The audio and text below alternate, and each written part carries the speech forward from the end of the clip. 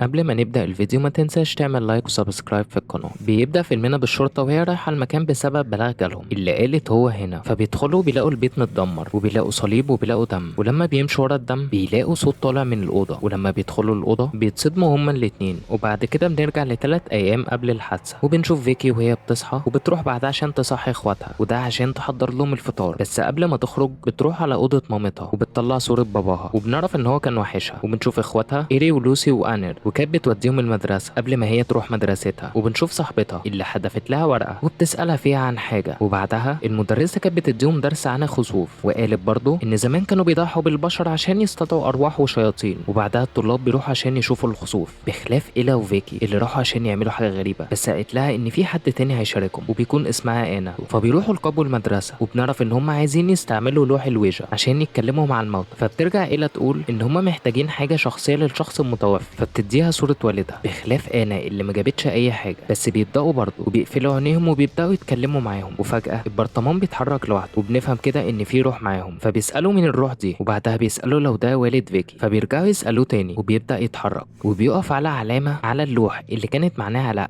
ومفيش ثواني بيشيلوا صوابعهم لانه سخن واتلسعوا، بخلاف فيكي اللي فضلت حاطه صباعها ومتحمله. وبعدها بدا يتحرك تاني، وفي نفس الوقت بنشوف الخسوف وهو بيحصل تزامنا مع انكسار البرطمان، وفيكي بدات تنزف من صباعها. وبعدها حصل حريق ومفيش ثواني وبينوروا الكشافات وبيلاقوا اللوح اتكسر وفيكي واقعه ومغمى عليها. فبتروح انا عشان تشوف حد يساعدهم في الوقت اللي إيلا كانت مع فيكي، بس بتلاحظ ان هي بتكلمها، فبتقرب لها وبتبدا تقول كلام هنعرف ايه هو قدام. فبتبعد عنها وهي خايفه، بس فيكي بتقوم وبتصرخ. وبعدها بتصحى في العياده بتاعه المدرسه، والدكتوره قالت لها ان الاغماء ده حصل من غير سبب. ولما رجعت سالتها عن حالتها قالت لها ان هي ما بلغتش حتى. فبتخرج وبتشوف اخواتها، بس بيلاحظوا الكاهنه بتاعه المدرسه اللي كله كان بيخاف منها واللي كانت بتبص على فيكي بطريقه غريبه. ولما بيوصلوا فيكي بتقلع الشنطه بتاعتها عشان تحط اللوح المكسور فيها، وده قبل ما تحطها فوق الدولاب بتاع اوضتها. بس بتسمع صوت غريب طالع من اوضتها، فبترجع تاني وبتلاقي شنطتها مرميه على الارض، فبترجعها لفوق تاني وبتخرج. بس نفس الحاجه بتحصل تاني، فبتحطها المره دي تحت السرير بتاعها وبتخرج من اوضتها. واخواتها اللي كانت بتتغدى معاهم بس بيقاطعهم حاجه غريبه، ان ايديها بتترعش وهي مش فاهمه ايه اللي بيحصل لها، لدرجه حتى ان هي ما كانتش عارفه تاكل. واختها ايري بتوقع اللبن من ايديها. وفي نفس اللحظه فيكي بتطفي الاكل قبل ما ترجع لطبيعتها، وما فهمتش هنا ايه اللي حصل لها او حتى ليه. فبتغسل لبسها وبتلاحظ بعدها كدمات غريبه على جسمها كأن حاجه لمستها. وطبعا الحوادث دي فضلت تحصل طول اليوم، وبنشوفها وهي بتحمي انر، بس بتسمع فجاه صوت غريب اللي افترضت ان دول اخواتها. بس لما راحت ما لقيتش اخواتها عشان الباب فجاه يتقفل، وتسمع صوت اخوها وهو بيصرخ في الحمام وبيقول لها ابعدي عني. وكانت محبوسه في الاوضه، بس قدرت تفتح الباب وجريت عليه ولقيته سادد ودانه وجسمه كان مليان حروق، مع انه قال لها ان هو ما فتحش الميه السخنه. وبعدها كانت بتحط مرطب على جسم انر وبتعتذر له، بتقول له انا اكيد نسيت الميه سخنه. وبعدها بالليل بتطلع الشنطه من تحت السرير وبتحطها في الدولاب وبترجع تنام، بس بتصحى عشان تلاقي باب الدولاب بيتفتح لوحده وبيتقفل. فبتروح له وبتفتحه وبتلاقي اخواتها جوه، وبتسمع صوت بينادي عليها. ولما لفت عشان تشوف مين بتلاقي ان ده والدها المتوفي وهو بينادي عليها. بس بيقاطع ده ان ايادي متحلله بتسحبها على السرير وكانت بتخنقها. بس بتصحى وبنعرف ان ده كان حلم. وبتروح المدرسه وبتحاول فيكي تتواصل مع صحابها، بس إيلا وانا كانوا متجاهلينها تماما. فبتطلب ان هي تروح الحمام، بس كان عندها خطه تانية ان هي تروح للقبو بتاع المدرسه وبتاخد صوره والدها. بس لما بتلف الكاهنه بتاعه المدرسه بتلاقيها قاعده وبتقول لها انت ماسكه ايه في ايدك. فبتسالها وبتقول لها انت بتشوفي. فبترجع تقول لها مش لازم يكون عندك عين عشان تقدري تشوفي. فبتقرب لها وهي بتقول انتوا عملتوا حاجه خطر. وفيكي بتقول لها انا عايزه اكلم بابا. فبترجع تاخد الصوره منها وبتلف شويه وبنعرف هنا ان ده مش والدها اللي اتكلم معاها. ورجعت قالت لها انت حضرتي جن، وحذرتها ان اخواتها هيكونوا في خطر. وبتمسك الصليب بتاعها وبتحاول تطردها، بس بنفهم ان ده ما كانش كفايه. وبعدها فيكي بتمسك مجله عن طرد الارواح وبترسم رموز منها، بس قبل ما تعلقها في اوض اخواتها جارتها بتيجي عشان تقول لها ان في دوشه طالعه من عندكم، وقالت لها ان في حد بيرقص فوق. وبتسمع صوت تخبيط طالع من اوضتها وبترجع تسالها لو في تسريب ميه او حد بيلعب. وفيكي ما كانش عندها حاجه تقولها. وفيكي كانت بتنشر الغسيل بعدها، بس بيقع فجاه من ايديها لتحت في الشارع. واختها بتتصل بالتليفون، بس بتسمع صوت واطي بيقول لها ساعديهم الشيطان هيموتهم. وبعدها بنشوف كائن بيدخل اوضه اخواتها فبتجري عليه، بس لما بتوصل بتلاقي اخواتها نايمين. بس وهي واقفه وبتاخد نفسها بتشوف نور احمر وازرق وخيال بينعكس على الورقه، وبتولع بعدها وبتقع على السرير قبل ما ايد تطلع وتخنق اختها. فبتحاول تصحيها واخواتها اترعبوا كلهم لان شافوا فيكي وهي بتخنق اختها. فبترجع تقول ان في حاجه غلط في البيت هنا انتوا مش شايفينها ولازم ننام كلنا مع بعض. وبعدها بحبه بتصحى على صوت صريخ وبتشوف خيال ورا الباب، فبتقوم عشان تشوفه، بس بتطلع مامتها في الاخر. وبيرجعوا يقولوا ليها ان في حد في البيت هنا. ومامة فيكي كانت بتقول ما تزرعيش الافكار دي في دماغ اخواتك. وبتبدا هنا فيكي تحكي لها على على اللي هي عملته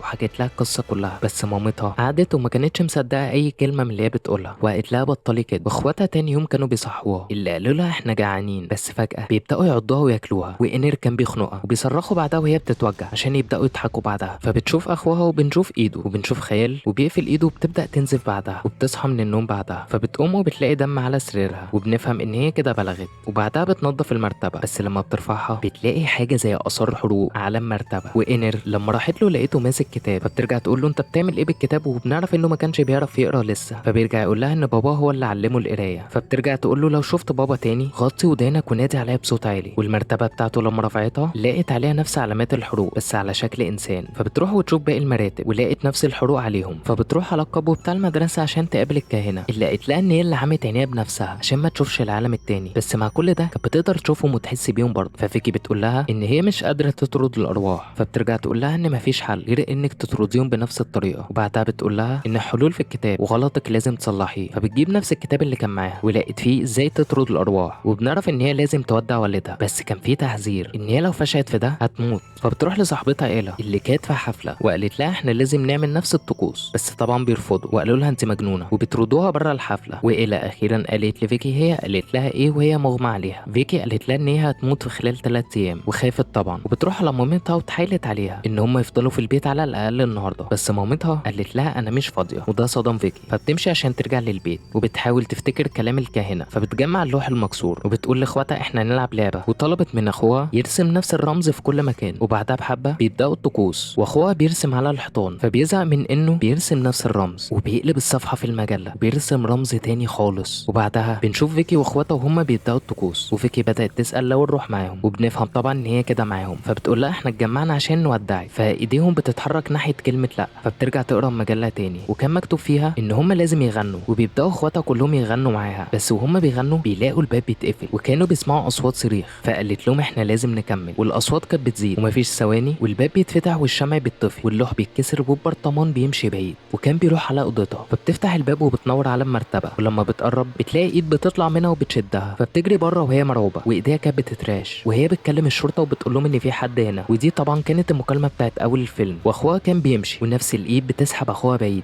فبتصرخ وبتجري وراه عشان تلحقه، بس طبعا ما اتحملتش بسبب الضغط وغمى عليها. ولما فاقت لقيت اخوها فبتاخده وبتجري وبتجمع اخواتها وبيجروا على بره كلهم وبينزلوا على سلم الطوارئ. بس قبل ما تخرج فيكي كانت بتبص على المرايه وبتلاقي نفسها مش شايله حاجه واترعبت، وقالت لاخواتها امشوا من هنا، وجريت على فوق عشان تشوف اخوها. وبنعرف ان اخوها لسه في الحمام وحاجه بتسحبه وبتضربها على دماغها، فبتاخد ازازه من المرايه وبتمشي وهي حاجه ماشيه وراها، وبتلاقي اخوها في الدولاب وهو مغطي ودانه وبينادي على اسمها. ولما كانت بتكلمه ما كانش بيرد عليها ومش فاهم في ايه. وبتفتكر هنا ان هي قالت له يغطي ودانه لو شاف باباهم وما يردش عليه. وبتفهم هنا ان الشيطان استحوذ عليها وان هي اللي كانت بتاذي اخواتها وهي اللي حرقت اخوها. وهي خايفه ومتعصبه بتمسك الازازه وبتحاول تنهي حياتها، بس الشيطان منعها طبعا من ان هي تعمل كده وبيحط ايده في بقها وبيخنقها. والشرطه بتوصل هنا وبيشوفوها وهي بتتنفض، واخوها جريوا عشان ينقذوه. وفيكي وقعت على الارض بعدها وطلبوا الاسعاف، ومامتها كانت مستنيه فيكي بعد الحادثه وعيطت لما شافتها كده. وبنرجع للبيت، الشرطي بيلاقي صوره لفيكي وبيمسكها وبيرميها بعدها عشان لسعت ايده بنفس الطريقه. وبعدها النور بيرجع تاني وبيجي له خبر ان فيكي توفت، وبنشوف صورتها وهي بتتحرق. وبعدها هنا الصدمه لما بنعرف ان دي قصه حقيقيه وان ده حصل سنه 1991 في اسبانيا، وان الشرطي شاف ده بعينه وشرطيين تانيين مشيوا من المكان عشان حسوا بحاجه غريبه، والقائد بتاعهم اتنقل من المدينه دي بسبب القضيه. بس وبيخلص الفيلم على كده. ولو الفيديو عجبك اعمل اشتراك في القناه.